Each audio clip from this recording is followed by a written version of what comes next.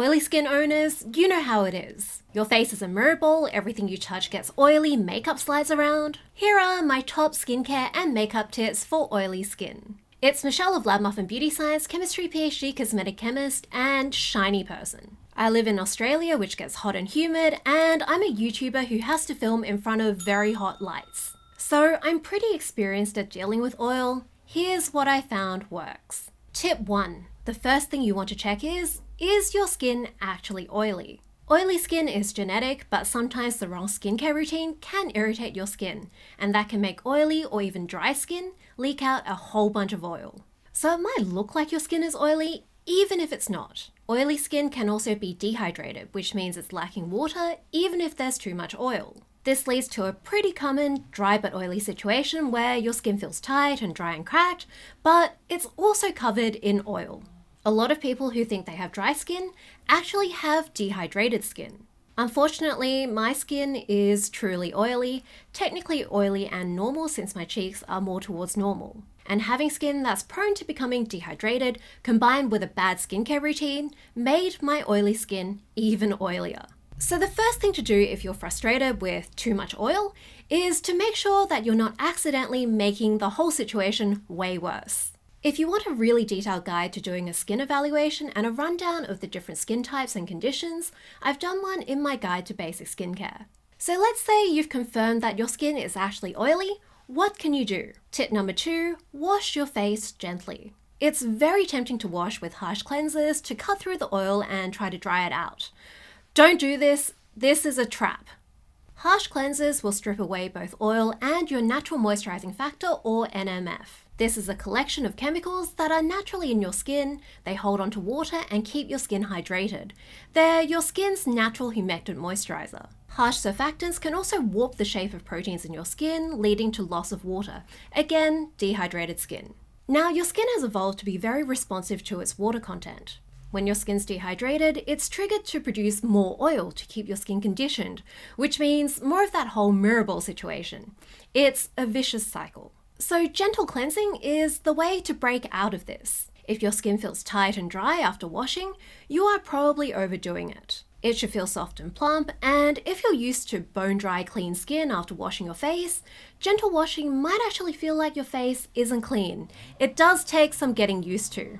But gentle cleansing was the number one thing that helped me, and a lot of other people with oily skin. There are a lot of things that go into finding a gentle cleanser, but the easiest thing to do is to avoid sodium lauryl sulfate in the top ingredients of your cleanser, and to avoid soaps. I've listed some of the common ones here. Their molecules are quite slim, so they insert themselves into your skin easily, staying there and irritating it. And related to this is tip 3, try washing your face less. Even gentle cleansers can cause a bit of this dehydration, then oil production effect, which is why I think it's worth trying just cleansing with cleanser once a day. I personally cleanse properly at night, and in the morning I just splash my face with water and pat it dry with a towel before doing the rest of my morning routine. Skincare products don't just sit on your face in one big film that blocks everything else from entering. I think we tend to think of skin like glass, but it is more like a burger bun. Stuff sinks in and you can't really get everything off without also removing a lot of the bun or your skin's components. I found that water in the morning is enough for me, and cutting down my skin's exposure to cleansers has helped with the oil a lot. My oil ends up coming back slower throughout the day instead of just in one big flood. Plus, the uncomfortable, tight feeling and greasy, dehydrated but oily situation has died down a lot. Instead of having tight skin with oil on top, which was kind of like greasy, flaky plastic that had been out in the sun for too long, the oil sorts of sinks in a bit more easily, and it's more nice and dewy rather than just greasy. And a lot of people with oily skin have found that this works for them too. I do sometimes cleanse a second time in the middle of the day if I've been wearing a mask or if I want to take off my makeup early. When I do that, I use Bioderma micellar water, which is super gentle and designed for sensitive skin. It doesn't use proper cleansing surfactants. I've listed a few gentle cleansers that I like in the description, but remember, everyone's skin is different, so it's important to work out what your skin likes. And it's possible that your skin does prefer to be cleansed twice a day. But I think it's worth experimenting with this if you haven't already. Tip number 4, sort out your moisturizing routine. It seems to make sense that if your skin's oily, it doesn't need any more moisturizer since it produces way too much of its own already. But again, just like the cleansing thing, this can be a trap. Your skin's natural oil isn't actually that good at moisturizing. There are 3 main ways of moisturizing your skin. There's humectants, which grab onto water and keep it in the skin, occlusives seal the water in, and emollients soften your skin. Your natural sebum doesn't do the first 2 very well, so it just softens your skin. It doesn't actually help with water retention. If your skin is hydrated and oily, then you might not need a moisturizer. You have enough of both water and oil. But if your skin is dehydrated and oily, which is the case for a lot of people like me, then having a hydrating moisturizer that has humectants and occlusives can keep your skin's water content up, and that helps it control the oil. I like using lightweight products like toners with lots of humectants during the day and less occlusives because they can get a bit greasy and shiny. I try to use hydrating sunscreens. I also use a moisturizer at night. Sometimes I layer an occlusive product over a humectant for extra hydration, and this has all made a massive difference. Tip number 5, salicylic acid is great for pores. Salicylic acid, commonly known as beta-hydroxy acid, is a chemical exfoliant and antibacterial skincare ingredient. It gets recommended for oily skin a lot because it dissolves in oil, so in theory, it's more likely to be able to penetrate into blackheads and clogged pores and exfoliate inside them, which means less breakouts and blackheads. Now, I haven't seen any actual studies on whether salicylic acid is better at this than other exfoliants, but it does sound pretty reasonable. I've personally found that my pores look a lot less noticeable when I've been consistently using salicylic acid. My favorite is Paula's Choice 2% BHA liquid, but there are lots of different options. And if you want to find out more about exfoliation in general, I have a free guide that I've linked down below. Tip 6 is to try some oil-reducing skincare.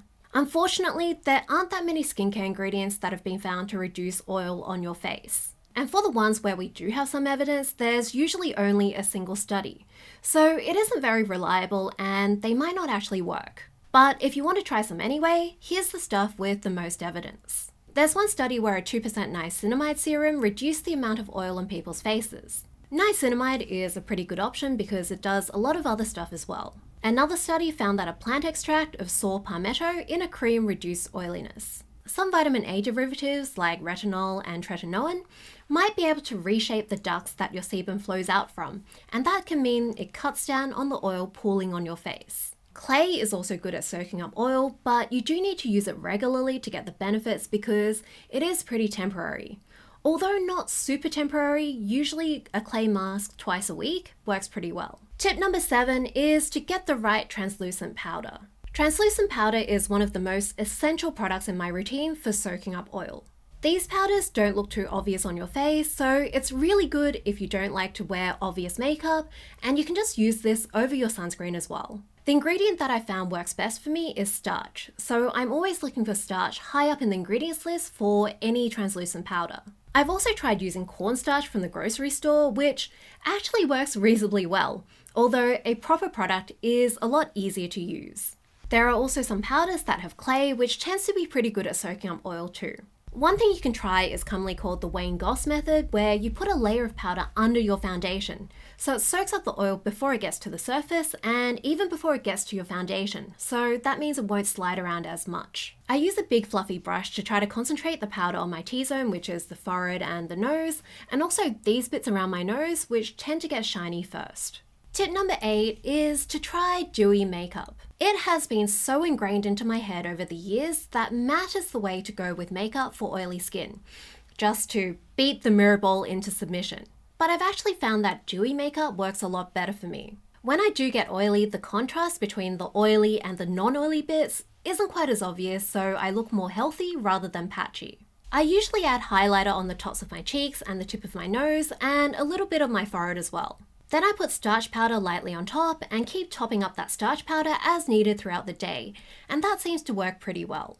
Dewy makeup is also a bit easier to blend back in with your fingers throughout the day. And this is related to the moisturizing tip. Try hydrating your skin underneath before you put makeup on. For example, you can try a hydrating toner. Hydrating your skin makes it plumper and less textured, it can smooth out fine lines and reduce flaking, and that means the pigment doesn't have as many road bumps on your face that can make it bunch up. There are a lot of silicone-based makeup products and primers that are meant to absorb oil and fill your pores. But I've actually found that these tend to make me even greasier. They're good for about half an hour until the oil soaks into them, and then I start looking like I'm made of melting wax. It is not a good look. But silicones do work for a lot of oily skin people. On the topic of makeup, tip 9, try using less pigmented makeup. This is not going to be possible or practical for a lot of people, but it is something to try if you haven't already. Using base products like foundation that have less coverage. Basically, the less pigment you have on your skin, the less stuff there is that can move around and bunch up. For example, you can try using a sheer foundation all over and then a heavier foundation or just concealer on the bits that need a bit more coverage. I love and I'm currently using Trinity London BFF Serum De-Stress. It's a really sheer foundation that sort of just makes your skin look really glowy but still natural. Then after that, I use my fingers to pat in the Ordinary's concealer on the bits that I don't think are covered enough. So in total, there's just less pigment on my face, which means the patchiness and bunched up bits aren't as obvious when it happens. Because we know it is going to happen. You can also try using a product like Neod's Photography Fluid. This has light reflecting particles that bounce light around and sort of give the illusion of radiance and smoothness without actually having skin colored pigments. I found that if I use this before foundation, I don't need as much coverage. And on to my final tip, tip number 10, look into medical treatments. There are a few medical treatments that can reduce oil production. Too many androgens, which are male sex hormones, can cause excess oil production. So medications that reduce them, like some oral contraceptive pills and spironolactone, can also reduce oil production. Isotretinoin, which is better known as Accutane, will also reduce oil. Most of the time, these aren't really used for treating oily skin, they're used for acne, but reducing oil is part of how they work. If you're interested in these, obviously speak to your doctor and see if they're suitable for you. There are also some newer treatments that are promising for reducing oil, like Botox and some laser and light treatments, but they're pretty expensive and the evidence behind their effectiveness just isn't super convincing yet. Let me know in the comments if there's a tip I didn't cover, if these tips worked for you. Like, subscribe, follow me on TikTok and Instagram. More videos are popping up around me if you want to nerd out more on beauty science.